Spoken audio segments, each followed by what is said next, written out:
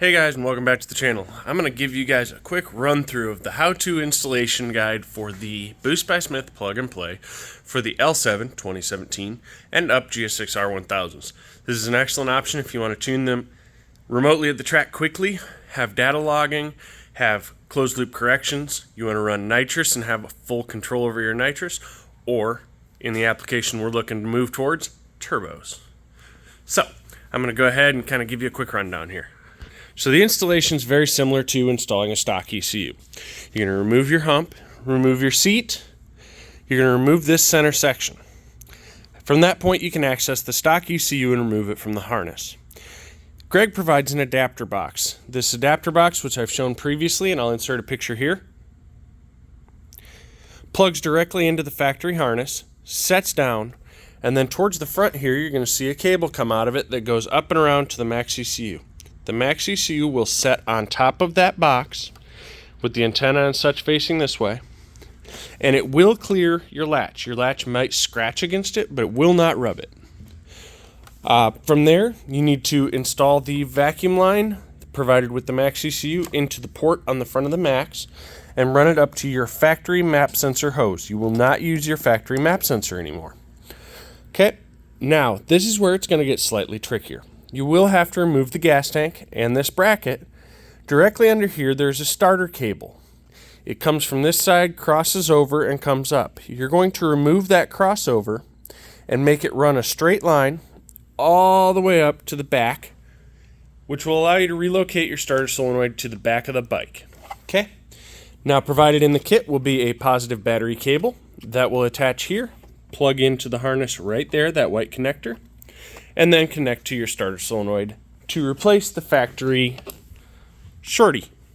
It should be a slightly larger gauge than the stock wire, which helps with starting. We noticed that quite quickly. That wire is undersized.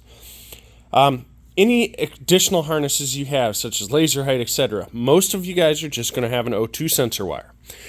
You can pop this little lock tab there and here, down there, and lift this up, the fuse box, and run those wires directly underneath the fuse box and up to the front where your O2 sensor will meet it right there.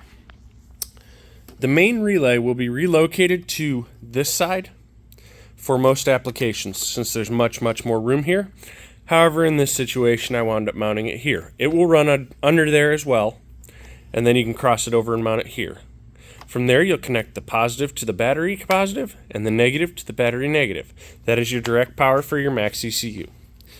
At that point, you can go ahead and reassemble the tail, and we will have a small bit of trimming to do. This little nib here, I left it installed for now so you guys can see, will need to be cut off. It hits the ECU. That will prevent your hump from latching down. But once it's cut off, it clears just fine. Alright, let's move up to the front here. Your air shifter harness plugs into this black connector down here by your clutch actuator, which is your factory O2 sensor.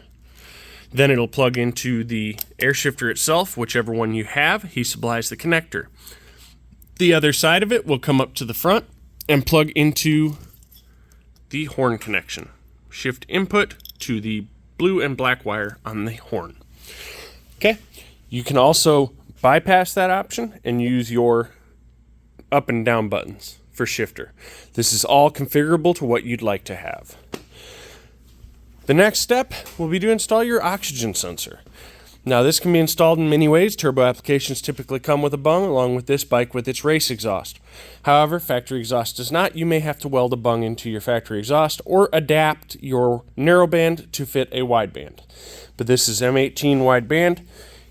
You'll go ahead and install it, route it up through here, avoiding the drive-by-wire cables. Be careful not to bind these. It will prevent you from getting wide open throttle.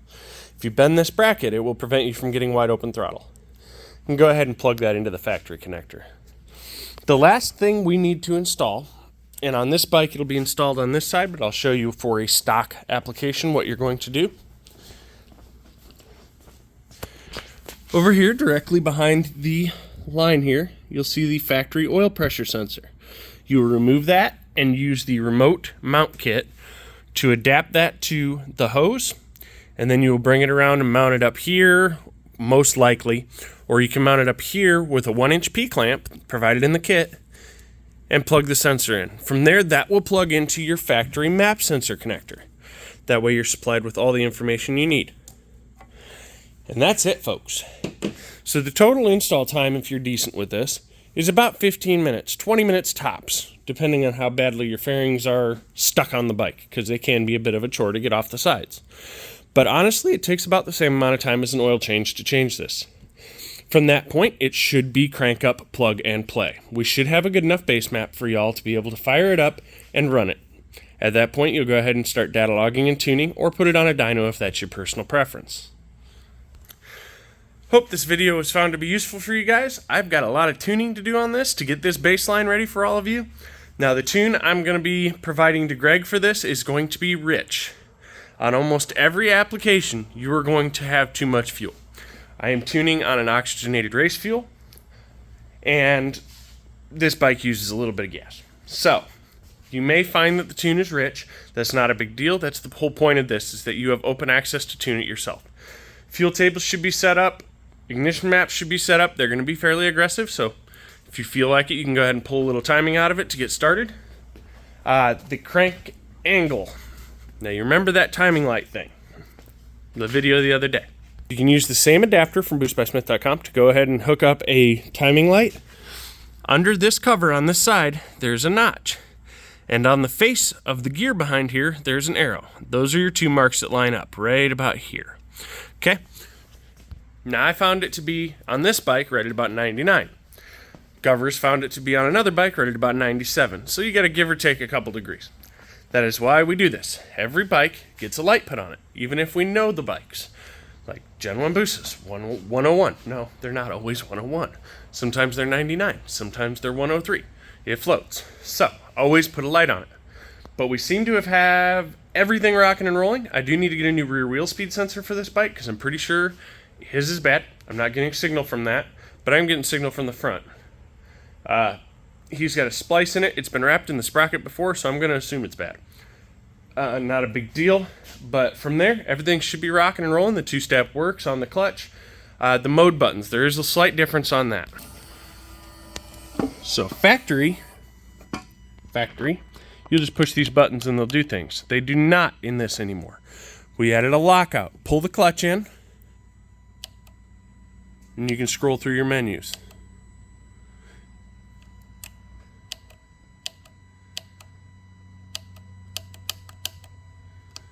And you have 10 traction control options. I'm going to set those up as wheelie control options, or ignition retards. And then A, B, and C will be throttle maps. But it's all configurable to your desire. Anything and everything on that dash that is a displayed output can be put into the max and build your own table for whatever you dream of. So, just wanted to get that covered with you guys. I'm going to go ahead and honestly, this bike goes through the RPM so fast and snaps back down so fast that it's really hard for me to, make a pull, go through, make adjustments, make a pull, go through adjustments without stopping every time. So I'm going to wait until Motorhead can come over to tune this out. I'm going to go ahead and unload it and put the gray bike on and get that knocked out quick. If you made it to the end of the video, here's the shop update. Warren's bike, brand new fitting on the way. They did not have it local. So what is wrong is between here and here, there's a dash 12 fitting. It was favoring one side and had just a slow drip. Like so slow you wouldn't hardly notice it. But it did drip. So I want to fix that, and then this can go on the dyno. Chris Charles' bike is ready to go.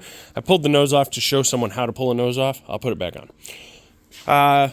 Eric's bike is over here. Scotty just got the bearings and everything for this. So maybe tonight, maybe tomorrow, he's going to roll a set of rod bearings into that. The mains look great. And from there, we'll go ahead and put it back in, set up the Gen 2 clutch, and it should be ready to rock and roll. Next week, this coming week, he's coming to pick up these two Busas. They're both ready to go. Hopefully, cross our fingers, Monday I have an airbox coming for this bike. So the reason for going to the airbox, the pods that he supplied, they cover up the air ports that go to the diaphragm on the CV carbs, and they're not allowing them to function properly. Rather than buying another set of pods for $40, I just got an airbox for $45. And he sent a stock jet kit, so I'm going to rejet it to bone stock and put it together. It's got a stock header with a slip-on. It's not going to be that far off at all. It should be golden at that point. This bike, I pulled the whole max off to use it for testing on another bike. So I just got to put the max back on it, and Dennis has to rebuild the gate. Done. Next on the plate, the motor is halfway together for that. Motorhead has 5 motors he's building right now. He's working through them. And this bike is running. It might even start quick. Hold on.